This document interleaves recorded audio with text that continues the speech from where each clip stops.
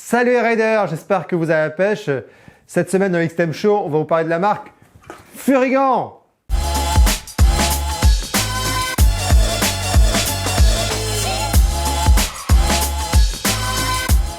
Sur Facebook, Margot de Rouet dit « La fermeture d'une des poches de mon manteau en cuir s'est décousue.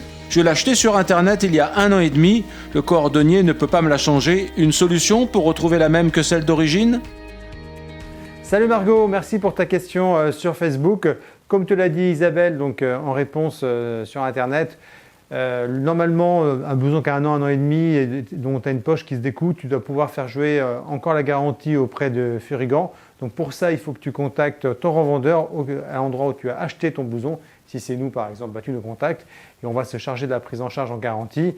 Ce qu'il faut savoir, c'est que Furrigan, ils ont un atelier à Nîmes aujourd'hui et ils sont tout à fait capables de faire les réparations et ils font encore beaucoup de choses en France. Voilà Margot, j'espère que ça va t'aider.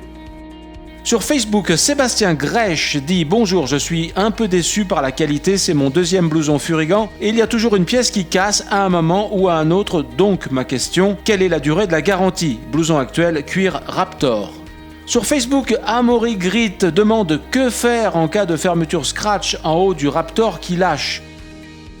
Merci pour vos questions. Alors, il est clair que la garantie aujourd'hui légale chez Furrigan, elle est d'1 an. Donc, si votre blouson a plus d'1 an, théoriquement, effectivement, le blouson ne sera pas pris en charge par Furrigan. Maintenant, il y a des problèmes qualité qui sont connus par la marque. Donc, il ne faut pas hésiter en tout cas à soumettre un souci que vous pouvez avoir eu sur l'un de vos produits auprès de votre revendeur qui contactera de toute façon la marque afin de savoir si ça peut être pris en charge en garantie ou pas. Donc là-dessus, il ne faut vraiment pas s'inquiéter. Furrigan est une maison sérieuse. Comme j'expliquais tout à l'heure à Margot, ils ont toujours des ateliers où ils sélectionnent les cuirs, où ils découpent les cuirs. Donc il n'y a aucun problème pour pouvoir faire des réparations. Donc voilà. Alors concernant le cas spécifique du Raptor, il y a eu un problème de série qui a été avéré chez Furrigan. Donc si vous êtes concerné et que votre blouson n'est pas très vieux, il ne faut pas hésiter à les contacter. Effectivement, alors ici c'est un Raptor justement que j'ai devant et ils ont eu un problème sur cette patte de serrage qui avait tendance effectivement à ne pas tenir. Mais ça c'est pas un souci, c'est pris en charge en garantie et c'est réparé. Voilà. Ce qu'il faut savoir, c'est si vous avez un problème sur un zip qui lâche aussi et que le blouson n'est pas très ancien, il faut contacter Furrigan. Ils sont tout à fait capables de changer le zip. Quand c'est juste le curseur, ils peuvent même vous envoyer le curseur parce que le curseur, ça se change très facilement. Donc Furrigan envoie assez facilement, s'il le faut, un curseur ou un bouton pression qui a lâché pour que vous puissiez le changer vous-même. Donc là-dessus, il n'y a aucun souci. Ça vous évite aussi de devoir immobiliser votre blouson pour une réparation qui peut être tout simplement bénigne. Donc voilà. Donc le mot d'ordre, c'est que de toute façon, dès que vous avez un problème, c'est de contacter votre revendeur. Furrigan, comme je vous disais, derrière, ils ont plutôt tendance à avoir un très bon SAV. Donc en général, il n'y a pas de souci pour une prise en charge. Bon, évidemment, il ne faut pas que ce soit un blouson qui a été utilisé dans des conditions anormales et que votre blouson ce soit un vieux blouson. Donc là, c'est un autre problème, c'est un problème d'usure, mais plus un problème de SAV. Voilà. Sur Facebook, Gabin Denis demande si Zarco refait une très bonne saison, Furrigan pense-t-il faire un blouson réplica? Salut Gabin, merci pour ta question. Donc il n'y aura pas de blouson typé, du moins réplica Zarco, même s'il fait une bonne saison, pour une raison tout simplement de sponsor. En fait, la combinaison, on pourrait prendre le haut de la combinaison de Zarco et en faire un blouson. Le problème, c'est qu'il y a plein de patchs avec plein de sponsors dessus et que là, pour le coup, il y a des droits de licence et les sponsors n'autoriseront pas en fait qu'on refasse une reproduction du blouson avec les logos. Donc notamment Monster par exemple. Depuis qu'il est chez Tech 3, excusez-moi. Donc voilà. Et puis un blouson sans les patchs, ça aurait beaucoup moins d'intérêt. Alors chez Furrigan, il y a des gants qui sont à l'effigie de Zarco, les Fitter que vous connaissez peut-être déjà, qui sont vraiment des gants qui sont bien confortables, qui sont des gants vraiment racing. On retrouve le petit logo Zarco. Voilà, c'est vraiment des gants qui sont sympas. Et ils vont exister cette année en manchette courte. Donc vous pourrez alterner cet été entre la manchette longue et la manchette courte si vous le voulez. Mais pas de blouson répliqué en tout cas. Sur Facebook, Amélie LS demande après 2 blousons chez Furigan, est-ce normal d'avoir toujours des problèmes avec les autocollants vite dégradés ou qui se décollent alors que ça ne se passe pas comme ça sur les autres blousons comme Revit? Merci. Merci Amélie pour ta question. Alors, des problèmes de SAV concernant des autocollants sur des blousons Furigan, chez XTM Auto, on n'en a jamais eu. Alors, c'est possible. Par contre, je ne vois pas très bien ce que c'est que les autocollants, sachant qu'en général, on est plutôt chez Furigan, chez de la broderie ou des patchs cousus. Alors, c'est peut-être les patchs qui sont décousus. En tout cas, c'est pas normal si effectivement, très rapidement, ils se décollent. Et comme j'expliquais tout à l'heure, il faut se rapprocher de son revendeur pour faire jouer la garantie sur le blouson à moins d'un an, ça c'est sûr, afin effectivement de voir ce qui se passe réellement. En tout cas, Furigan, ils sont assez friands des retours consommateurs, surtout quand il y a des problèmes de qualité, pour pouvoir les corriger. Donc il ne faut pas hésiter à retourner voir le revendeur. Sur Facebook, Thierry Henry demande, est-ce que Furigan fait des bottes moto? Sur Facebook, Amaury Grit demande, y aura-t-il bientôt des bottes chez Furigan? Merci pour vos questions. Alors il n'y aura pas de bottes moto, je dirais typées touring, avec donc des bottes hautes, je dirais chez effectivement Furigan. Il n'y aura pas non plus de bottes racing.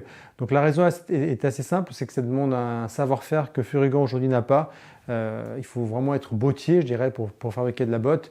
Choix des semelles, les moules, parce que par exemple sur une botte racing, il y a plein de petites pièces en plastique, donc il faut des moules spécifiques pour pouvoir les créer. Et aujourd'hui, tout ça, c'est un outil de production que Furigan n'a pas. Le cœur de métier de Furigan, ça reste le travail du cuir, ça reste de confectionner des blousons qui sont protecteurs, mais pas effectivement de faire des bottes. Alors, il y a quand même des baskets aujourd'hui chez Furigan qui existent depuis quelques années et qui fonctionnent plutôt bien. Par exemple, hop. Là, on retrouve un modèle de basket qui est assez sympa, qui sont les Jet avec D3O, donc avec des protections D3O, voilà, qui sont un petit look sportif, comme Furigan sait le faire. On retrouve aussi les Rhodes, qui sont un autre modèle, cette fois-ci avec une membrane sans patex et qui sont étanches. Donc voilà, mais ça reste des baskets. Et chez les femmes, c'est pareil, hein. On va retrouver la déclinaison de la botte que je vous ai présentée en homme, donc des Jets, en version femme, avec même des petits lacets roses, si vous voulez mettre les lacets roses ou les lacets noirs en plus dans la botte. Voilà, mais pas de botte en tout cas de prévu aujourd'hui chez Furigan. Sur Facebook, Mathieu Sturzer, une question concernant le D3O. Va-t-il y avoir de nouvelles formes de protection cou d'épaule comme Klim vient de le faire, plus léger et mieux ventilé? Merci Mathieu pour ta question. Alors, effectivement, Furigan a des protections D3O spécifiques. Alors, elles sont réellement spécifiques parce que Furigan a demandé à D3O de concevoir des protections qui correspondent à leur blouson. Alors, quelle différence? Je prends des protections D3O Furigan, donc on voit qu'elles ont un marquage effectivement spécifique Furigan, mais surtout ce qu'on constate, c'est qu'elles sont toutes en arrondi. Donc voilà, c'est très doux, il n'y a aucune aspérité sur effectivement la protection, et ça, il y a un objectif de confort que s'est imposé Furigan, parce qu'il souhaitait que la protection ne bouge pas dans la poche et soit le plus arrondi par rapport à l'épaule. Et il y a aussi deux contraintes, je dirais, techniques. La première, c'est que le fait que ce soit très arrondi, qu'il n'y ait aucune aspérité, il n'y a pas de risque que ça vienne marquer tout simplement le cuir, parce que Furigan a des cuirs très souples. Donc le danger, c'était que effectivement, quand la protection était en appui sur la durée, ça puisse effectivement créer du marquage sur le cuir. Et ça, c'était quelque chose que Furigan ne souhaitait pas. Et la deuxième raison, c'est qu'effectivement, le fait qu'il n'y ait pas beaucoup de trous, qu'il n'y ait pas d'aspérité, ne fragilise pas la protection des D3O. On sait qu'on a eu quelques petits cas de SAV sur des protections des D3O parce qu'elles peuvent être un petit peu sensibles aux variations de température, et le fait de créer effectivement des perforations un peu partout renforce ce risque. Voilà. Bon, même si c'est très rare, ça peut arriver. Donc c'est un choix technique qu'a pris Furigan et c'est comme ça qu'il l'explique. Effectivement, quand on compare une protection Furigan très arrondie, très ergonomique à une protection par exemple d'une autre marque où effectivement là c'est très perforé, où effectivement il y a des courbes saillantes, voilà, c'est l'explication est là, c'est vraiment un choix technique de la part de Furigant. Donc ils n'ont pas prévu pour l'instant de modifier leur protection parce qu'ils en sont contents et ils trouvent que ça correspond bien à leur produit. Sur Facebook, Benjamin Leca dit « Trop déçu de la marque suite au défaut ou pas des gants, longueur des doigts ». Pas de question. Salut Benjamin, merci pour tes 2 remarques effectivement sur la qualité des produits Furigant. Je pense que tu n'as pas eu de chance parce qu'au niveau des gants en tout cas, Furigant ont tendance à fabriquer des gants qui sont très confortables, qui sont bien taillés. Et effectivement, le modèle que tu as reçu, malheureusement, ne correspondait pas du tout à ta morphologie et je ne sais pas pourquoi, parce que c'est un gant qu'en plus on vend bien. Donc c'était étonnant, certains doigts n'avaient pas la bonne longueur. Alors peut-être un problème de fabrication, mais en tout cas, c'est vraiment un problème exceptionnel et ponctuel. Concernant les bottes que tu as pu acheter, qui était le deuxième produit dont tu parles, ben effectivement, comme j'expliquais, pour le coup, Furigant, c'est pas un bottier et c'est pas du tout là où ils excellent. Donc je pense que si tu prenais un blouson cuir chez eux, tu serais complètement satisfait. Un blouson cuir, un pantalon cuir, voire un jean qui est fabriqué dans leur usine en Tunisie. Mais pour le coup, partir sur effectivement les bottes, c'était pas judicieux. Sur Facebook, Mathieu Sturzer, j'ai une autre question. À quand une veste touring technique comme les produits Revit en mélaminé ou Gore-Tex? Alors, deuxième question Mathieu, merci en tout cas d'être aussi participatif. Est-ce que Furigant va faire du Gore-Tex et du laminé en Gore-Tex? La réponse est non. Alors c'est pareil, c'est comme tout à l'heure pour les protections D3O. Il y a un réel choix technique et il y a une réelle raison à ça. En tout cas, Furigant le justifie ainsi. Donc eux, ils ont une membrane sur laquelle ils sont très satisfaits, qui est la membrane Sympatex. Donc ils ne sont pas Gore-Tex. Alors avec la membrane Sympatex, ça fait partie des membranes aujourd'hui du marché qui sont efficaces et que beaucoup de marques dans le monde ont choisi. Donc pourquoi pas? C'est un choix technique. Et Furigant justifie ce choix par la longévité en fait de la membrane Sympatex, en disant en nous expliquant qu'effectivement dans le temps, elle reste toujours respirante. Bon, voilà. Et alors que la membrane, je dirais Gore-Tex, selon eux, aurait tendance effectivement à avoir les pores s'obstruer. Bon, ça c'est un choix technique, je dirais, de Furigant. Je ne sais pas si vraiment il est judicieux, mais bon, en tout cas, c'est le choix qu'ils ont fait. La membrane Sympatex reste une très bonne membrane. Alors, au niveau des laminés, même si pour l'instant il n'y a encore rien qui est fait, à première vue, pour l'hiver prochain, ils travaillent sur des nouveaux modèles. Donc effectivement, peut-être qu'on aura des laminés en Sympatex, c'est tout à fait possible parce que Sympatex conçoit des laminés. Au niveau de tout ce qui est touring, aujourd'hui on a déjà des beaux blousons touring chez Furigant. Je pense notamment à la Cold Master, qui est vraiment un blouson typé touring, très protecteur, performant, avec une belle doublure thermique à l'intérieur, qui évidemment est amovible. Voilà, donc c'est vraiment un blouson pas facile à ouvrir. Voilà.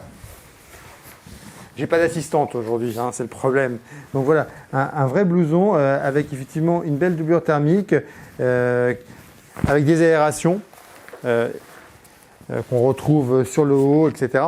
Non, c'est Furigant sait faire du blouson technique. Là, on est sur un blouson autour de 350 €. Alors évidemment, on n'est pas sur un laminé, parce que de toute façon, on serait au double, voire plus du prix. Mais on peut avoir des blousons effectivement chez Furigant sur lesquels vous pouvez les utiliser tout à fait d'un point de vue touring, quoi.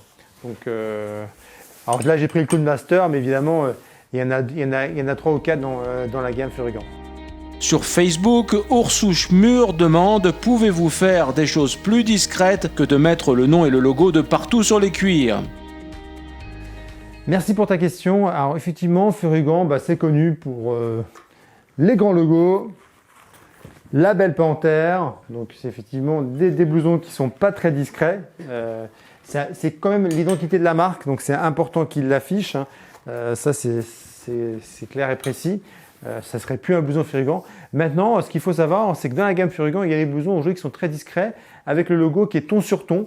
Par exemple, là, je vais te prendre un modèle qui est le Bella chez Furigan, donc un modèle femme, mais qui existe aussi en modèle homme, qui s'appelle le Vince de mémoire. Ici, on voit effectivement le logo Furigan, mais qui est juste un petit marquage qui est vraiment fait dans le cuir.